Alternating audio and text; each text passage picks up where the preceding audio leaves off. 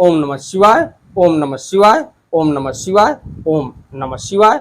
आपको ले चलते हैं भोलेनाथ के श्री शिव महापुराण की कथा रुद्र संहिता के सती खंड के अथ पंचमों अध्याय यानी 5वें अध्याय में, जिसमें आपको मिलेगा ब्रह्मा की मानस पुत्री कुमारी संध्या का आख्यान और कामदेव का वर्णन भी इसमें आपको मिलेगा। तो कुल मिला के देखा जाए तो भोलेनाथ के श्री शिव महापुराण की कथा जिस घर में होती है उस घर में कभी भी किसी भी प्रकार के असाध्य रोगों का प्रवेश नहीं होता। और पुराणों में देखा जाए तो भोलेनाथ का श्री शिव महापुराण सभी पुराणों में सबसे उत्तम पुराण माना गया है। इससे पहले विघ्नों को हरने वाले भगवान गणेश और विद्या की प्रदायिनी माँ सरस्वती के श्री चरणों में शीश नवाते हुए विनम्र निवेदन करूंगा कि हमारे देश संसार में जहाँ भी भोलेनाथ के श्री शिव महापुराण की कथा हो रही हो उसे संपन्न करने में अपना पूर्ण योगदान दें। उसके साथ साथ हमारे ऊपर भी अपनी कृपा बनाए रखें कि मैं अपने मुखार बिंदु से भोलेनाथ के श्री शिव महापुराण की कथा को जो भी शिव भक्त प्रेमी हैं उनके तक पहुँचाने का पूर्ण प्रयास करूं। तमेव माता च पिता तमेव तमेव बंधुश्च सखा तमेव तमेव विद्या द्रविणम तमेव तमेव सर्वम मम देव देव। तो हमारी कथा हमारी वीडियो आपको अच्छी लगे तो वीडियो को लाइक करिए, शेयर करिए, चैनल को सब्सक्राइब करिए, बेल आइकन दबाना न भूलिए जिससे हमारी कोई भी महत्वपूर्ण धार्मिक वीडियो आप तक शीघ्र पहुंचे। ओम श्री शांब शिवाय नमः, ओम श्री गणेशाय नमः। आपको संस्कृत और उसका उच्चारण हिंदी तक पहुंचाने का पूर्ण प्रयास करूंगा। तो ब्रह्मोवाच, ब्रह्मा जी बोले, वशिष्ठ पुत्र गच्छत्वम संध्याम जाताम मनस्विनीम तपसे घृत कामाम च दीक्ष शैवनाम यथा विधि मदा क्षम भवत्तस्याः पुरा दृष्ट वै कामुकाम युष्मान्ना माम च तथात्पन्नाम सका माम मुनि सत्तमम अनुक्त मूर्तम तत्कर्मम पूर्व मृत्वम विमृशसा युष्माकमात्म नयस्य चापि प्राणान् संयुक्तिमिच्छति आयामार्देषु मर्यादां तपसा स्थापिष्यति तपः कर्तुं गता साध्वी चंद्रभागाख्य भूधरे न भावं तपस्सस्तास् सानुजानानि कंचनम तस्माद्धतोपदेशात् सा प्राप्नोत्तिष्ठं तथा कुरु इदं रूपं परित्यज्य निजं रूपान्तरं मुने परिगृहान्ति के तस्याः तपश्चर्या निर्दयः इदं स्वरूपं भवतो दृष्ट्वा पूर्वं यथात्वां नाप्नुयात् पासात् किंचिदे ततो रूपान्तरं कुरु। तो ब्रह्मा जी बोले कि हे पुत्र वशिष्ठ, तपस्या का विचार करके गई हुई मानस्विनी पुत्री संध्या के पास जाओ और इसे विधि पूर्वक दीक्षा प्रदान करो। हे मुनि सत्तम, प्रथम यह तुम लोगों को मुझको तथा अपने को कामाभिलाषा से युक्त देख रही थी, परंतु अब इसके नेत्रों की चपलता दूर हो गई है। यह तुम लोगों को तथा अपने अभूतपूर्व दुष्कर्मों को समझकर मृत्यु की इच्छा है, ऐसा विचार कर प्राण छोड़ने की इच्छा करती है। अब यह तपस्या के द्वारा अमर्यादित प्राणियों में मर्यादा स्थापित करेगी, इसलिए तपस्या करने के लिए वह साध्वी चंद्रभाग नामक पर्वत पर गई है। हे तात, वह तपस्या की किसी भी क्रिया को नहीं जानती है, अतः जिस प्रकार के उपदेश से वह अपने अभीष्ट को प्राप्त करे वैसा करो। हे मुने, तुम अपने इस रूप को छोड़कर दूसरा शरीर धारण कर उसके समीप में स्थित होकर तपस्या की क्रियाओं को प्रदर्शित करो। उसने यहाँ पर मेरे तथा तुम्हारे रूप को पहले देख लिया है, इस रूप द्वारा वह कुछ भी शिक्षा ग्रहण नहीं करेगी, इसलिए दूसरा रूप धारण करो। तो संध्या देखा जाए तो जिस समय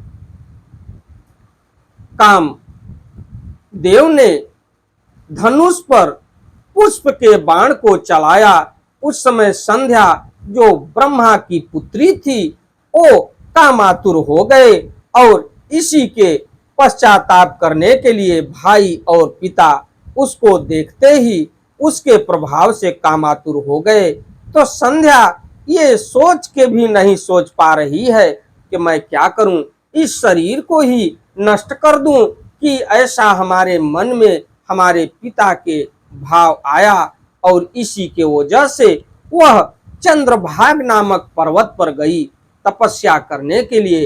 अब परमपिता ब्रह्मा ने वशिष्ठ जी को भी भेज रहे हैं कि आप दूसरा रूप धारण करके जाइए जहां वो तपस्या कर रही है या तपस्या करने जा रही है, क्योंकि तपस्या के बारे में वो कुछ नहीं जानती और आपके इस रूप को पहचान जाएगी, इसलिए आप दूसरा रूप धारण करके जाइए। तो ब्रह्मोवाच, ब्रह्मा जी बोले, नारदेथ्यम वशिष्ठो में समाज्ञप्तो दयायुतः तथा स्तिविति च माम प्रोच्ययो संध्यांतिकं मुनिः तत्र देव सरः पूर्णं गुणैर्मान समर्पितं ददर्शं स वशिष्ठोऽथ संध्यां तत्तीरगामपि तिरस्थाया तया तेजे रेजे तत्सरः कमलोज्ज्वलम् उद्यदिन्दु सुनक्षत्रं प्रदोषे गगनं यथा मुनि दृष्ट्वा ततां तत्र संसं भावां स कौतुकी विच्छा चक्रे सरस्तत्र बृहल्लोहित संज्ञकं चंद्रभागा नदी तस्मात् प्राककारा दक्षिणे मामदुदितिं यान्तिं सा चैव ददृशे तेन सानुगिरेह मर्महतम। तो उसके बाद ब्रह्मा जी बोले, हे नारद, इस प्रकार दयाल मुनि वशिष्ठ जी ने मुझसे आज्ञा प्राप्त की और तथास्तु ऐसा कहकर वे संध्या के समीप गए। वशिष्ठ जी ने वहां मान सरोवर के समान गुणों से परिपूर्ण देव सर को तथा उसके तट पर गई हुई उस संध्या को भी देखा। उज्जवल कमलों से युक्त वह देवसर तट पर स्थित संध्या द्वारा इस प्रकार शोभित हो रहा था मानो प्रदोष काल में उदित चंद्रमा तथा नक्षत्रों से युक्त आकाश रात्रि में सुशोभित हो रहा हो। कौतूहल युक्त वशिष्ठ जी सुंदर भावों वाली उस संध्या को देखकर बृहल्लोहित नामक उस तालाब की ओर देखने लगे। उन्होंने उसी चंद्रभाग पर्वत के शिखर से दक्षिण समुद्र की ओर जाने वाली चंद्रभाग नदी को देखा। वह नदी चंद्रभाग पर्वत के विशाल पश्चिमी भाग को तोड़कर समुद्र की ओर उसी प्रकार जा रही थी जैसे हिमालय से गंगा समुद्र में जाती है। तो उसके बाद तस्मिन् गिरो चंद्रभागे बृहल्लोहित तीरगाम संध्याम दृष्टवात प्रपच्छ वशिष्ठ सादरम तदा।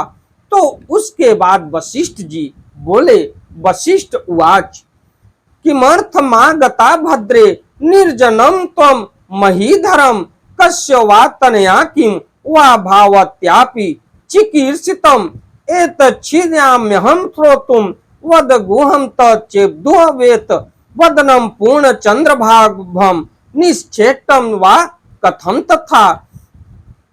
तो उसके बाद वशिष्ठ जी बोले, हे भद्रे, इस निर्जन पर्वत पर तुम किस लिए आई हो और तुम किसकी कन्या हो और यहाँ क्या करना चाहती हो? पूर्ण चंद्रमा के समान तुम्हारा मुख मलिन क्यों हो गया? यदि कोई गोपनीय बात न हो तो बताओ, मुझे सुनने की इच्छा है। ये वशिष्ठ जी भेष बदल के परम पिता ब्रह्मा की आज्ञा से उस कन्या से पूछ रहे हैं जो कन्या तपस्या करने के लिए गई है, यानी संध्या।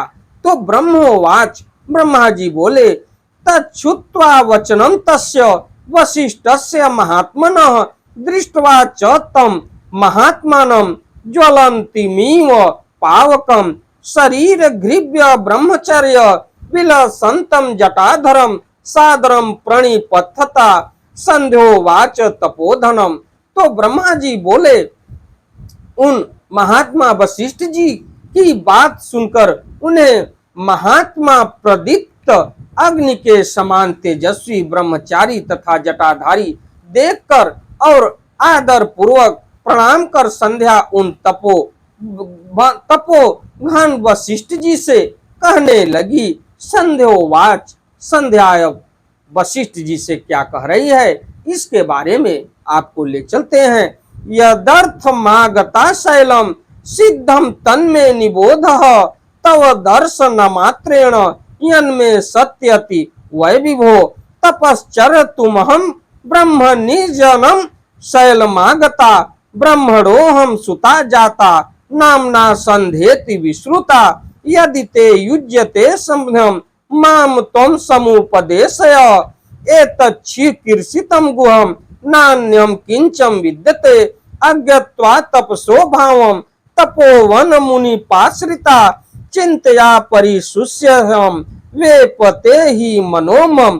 तो संध्या बोली, हे विभो, मैं जिस उद्देश्य से इस सिद्ध पर्वत पर आई हूँ वह तो आपके दर्शन मात्र से ही पूर्ण हो जाएगा।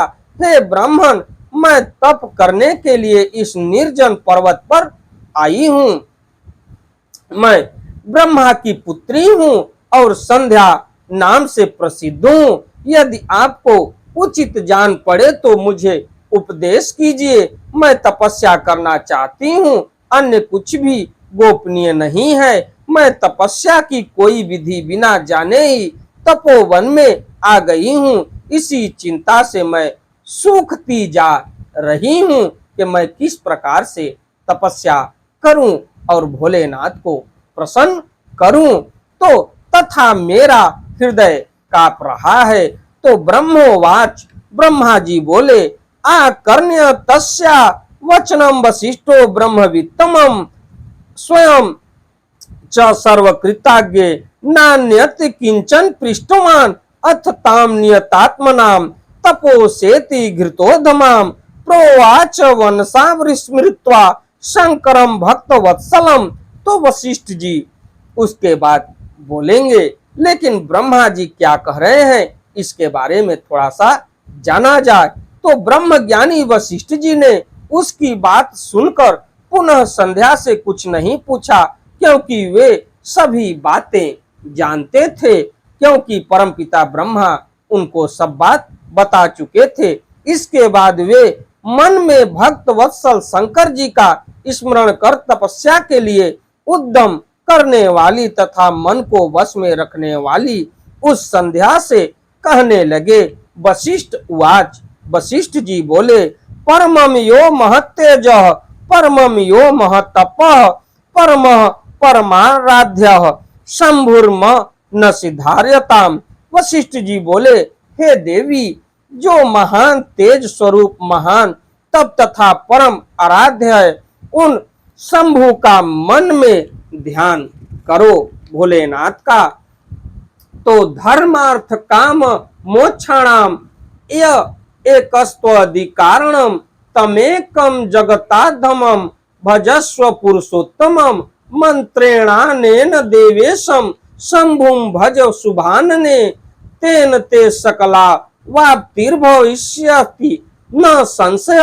ओम नमः शंकरायेत ओमित्यन्तेन संततम मौनम तपः समारंभम तन्मे निषदतः शृणु स्नानम मौनेन कर्तव्यम मौनेन हर पूजनम देवो पूर्ण जलाहारम प्रथमम खष्ट कालयो तृतीये खष्ट काले तु उपवासरो भवेत् एवं तपः समाप्तो वा खष्टे काले क्रिया भवेत् एवं मौन तपस्याख्या ब्रह्मचर्य फलप्रदा सर्वाभीष्ट प्रदा देवी सत्यम सत्यम न संशय एवं चित्ते समुद्दिश्य कामम चिंतय शंकरम सते प्रसन्न इष्टार्थ चिरादेव दास्यति।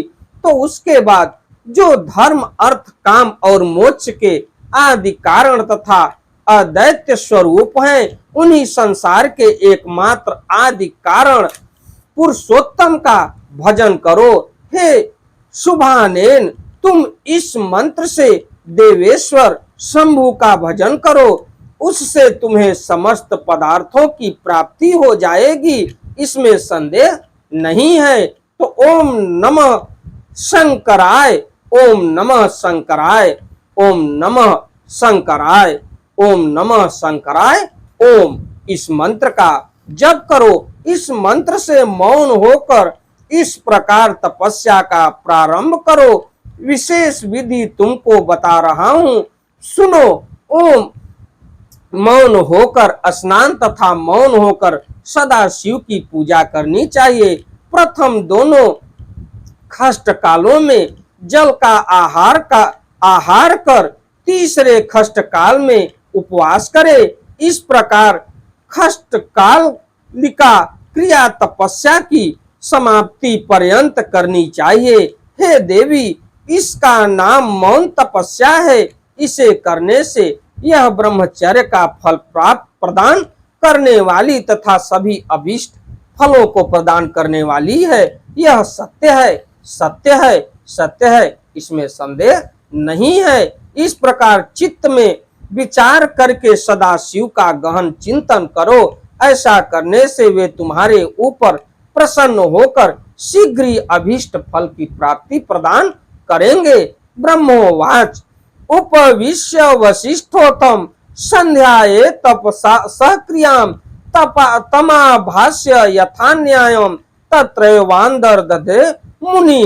तो ब्रह्मा जी बोले, इस प्रकार मुनि वशिष्ठ वहां बैठकर संध्या को तपस्या की यथोचित विधि बताकर अंतर्ध्यान हो गए और संध्या तपस्या में लीन हो गई। इति श्री शिव महापुराणे द्वितीयायाम रुद्र संहितायाम द्वितीय सती खंडे संध्या चरित्र वर्णन नामक पंचमो अध्याय।